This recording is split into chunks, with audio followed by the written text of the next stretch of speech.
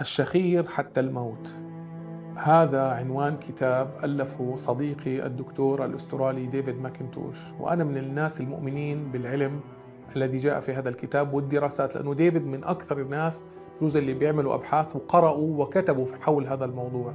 الشخير المزمن المتقطع ومؤشر لوجود خلل كبير داخل الجسم، ويجب علاجه بشكل مبكر حتى لا يؤدي في المستقبل لا سمح الله إلى حدوث مشاكل ومضاعفات، منها الجلطات ومشاكل القلب والأمراض القلب وارتفاع ضغط الدم.